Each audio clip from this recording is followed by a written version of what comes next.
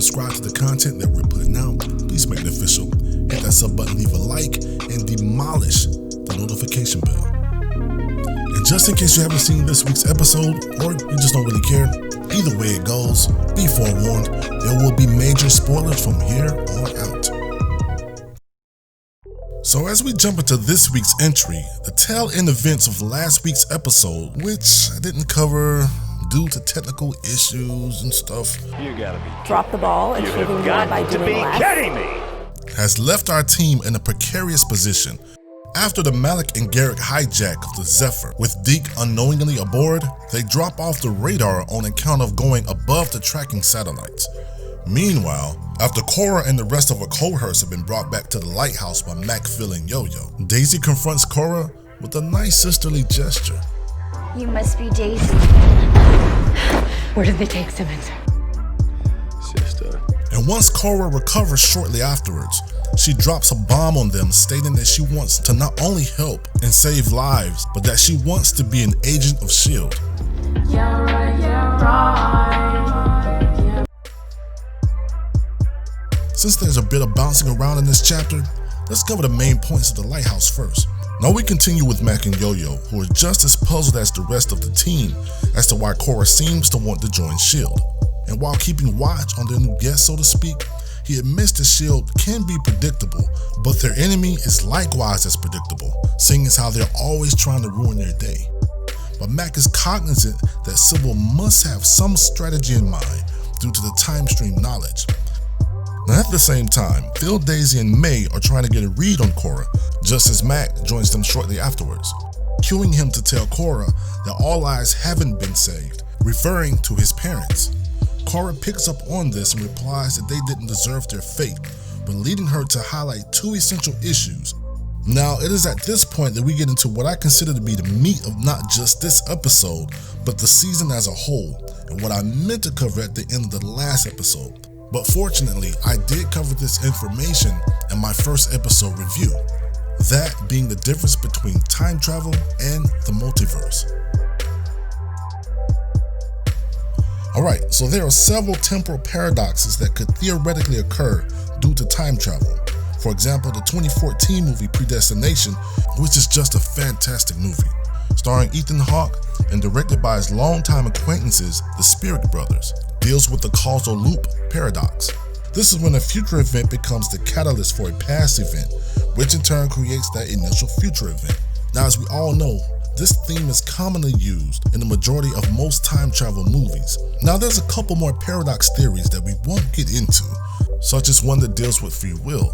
But the one theory which Deke alludes to in the first episode is more commonly called the grandfather or consistency paradox theory, in which if a time traveler were to kill his grandfather, then how would or could he possibly time travel in the first place, seeing as how his direct lineage has been, as Doc Brown put it, erased from existence.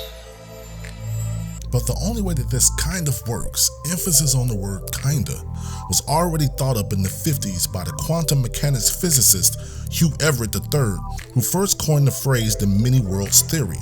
In a nutshell, the reason or idea behind this theory came from observing just how different the mechanics of the physical world behaves at the observable level versus the quantum level. Hugh Everett reasoned that these set of laws that exist in our universe must be just one configuration from a palette of near infinite combinations that exist in other realities. Now, Daisy does confirm this herself. We have much more definitive proof than that. Referring to the fact that the death of her mother didn't erase her, leaving us to conclude that neither of those other paradoxes are at play, but that the outcome of these events can only lend themselves to the many worlds theory, or as it's more commonly referred to in Marvel canon as the multiverse.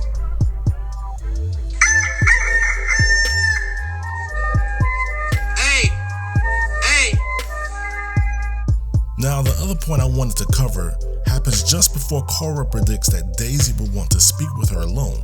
Kora mentions that the prospect of killing a few lives to save many, and when they offer that this is not the S.H.I.E.L.D. motto, a rather thought-provoking exchange takes place.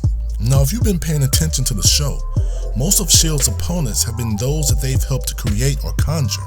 In keeping with the philosophy of Vision, This is right in line with Marvel's motto, or more specifically, what Vision says in Civil War, and how there may be a causality as to why those that possess a strength invites challenge, and how that challenge incites conflict, and how it ultimately breeds catastrophe.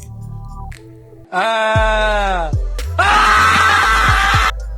once Kora and Daisy are alone, Kora tells her sister that there is no future where Daisy won't let her sister fight alone, setting the wheel in motion in Daisy's mind that she must act alone from this point on in order to offset S.H.I.E.L.D's predictions.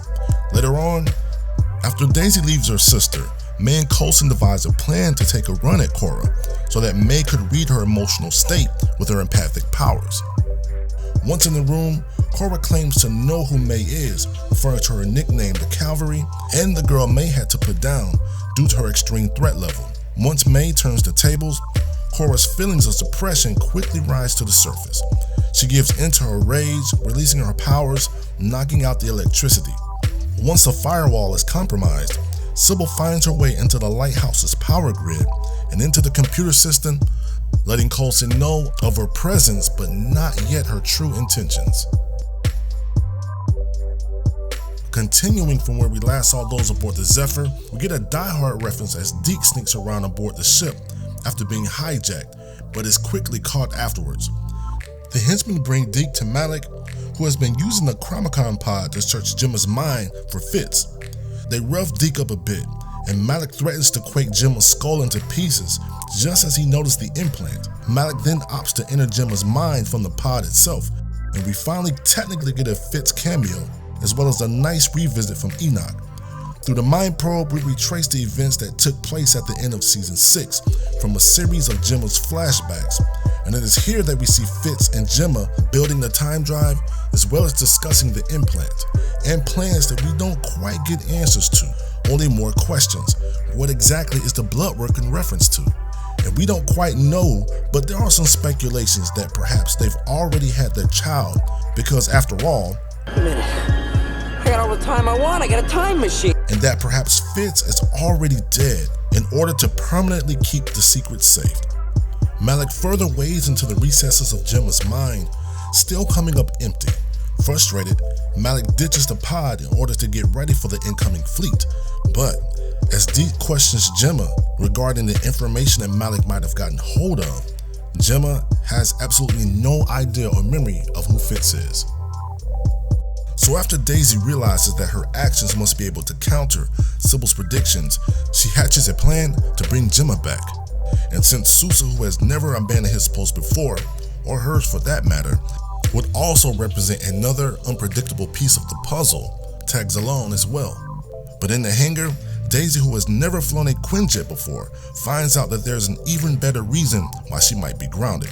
No director codes means that no hangar doors will open, but since Mack from his earlier conversation with Yo-Yo realized that they must be unpredictable, he types in the authorization codes and they head out on their way. And after leaving Earth's atmosphere, Daisy tells Mack about Enoch's prediction that this is the team's last mission, and she also shows a telltale sign that her and Sousa have something going on. Once Daisy is resting, Mack leans into Sousa a bit, letting Sousa know that Daisy has been hurt before, more than likely referring to Grant Ward and also the situation with her parents, but ultimately letting Sousa know that she has feelings for the man out of time, prompting Sousa to let Mack know that the feelings are mutual and that he does indeed have her back. Now once the ice is broken, Mack casually mentions Daisy's superhero name, Quake, and ironically, the fact that it all sounds comic bookish. From that point on, it becomes a nice little gag that brings on quite a few laughs from the three of them, and I'm quite sure the audience as well. It was nice to have this one light moment before things get even more dim. Now after the power outage and S.H.I.E.L.D's infiltration into the Lighthouse's system, S.H.I.E.L.D. remotely releases the security locks on the doors. Yo-Yo, noticing the movement towards her, springs into action, taking both prisoners into the main section. It is here that Kora continues her narrative of killing lives in order to save lives, using the mercenary Durant as an example. And I gotta admit, at this point, not only can you tell that she is sincere, but also, I told you that bitch crazy. and since she doesn't yet realize the effect of her consequences, May decides to tell her a grim truth and takes Kora to see her now deceased mother. Kora attempts to activate her mother's healing powers with her own to no avail. Yet, despite knowing the truth that Mack is responsible for her mother's death, Kora still thinks that May is somehow trying to use her pain against her. A fight breaks out, causing Kora to lash out with another display of her powers. But in that moment, Garrett teleports in and snatches Kora away. Bill, who is somehow turned into a computer savant, discovers the last bit of information Sybil was trying to access, that being the location of every S.H.I.E.L.D. base. Meanwhile, Mack, who has been waiting for the Chronicons all along, tells them to fire at will, laying to waste every S.H.I.E.L.D. base. Now, as far as my final thoughts, I thought that this episode was an exceptional lead-in to next week's finale. Per usual with Marvel, they always find a way to flesh out compelling characters with even more compelling backstories and motivations. And I can't wait to see how this all plays out in the end. So as usual, stay tuned in the content meta for next week's finale breakdown, as well as our season 7 review the following week to wrap up this entire season. And if you're still watching, as we always hope you are, we hope you've enjoyed the content thus far, and thank you for watching, it means a lot.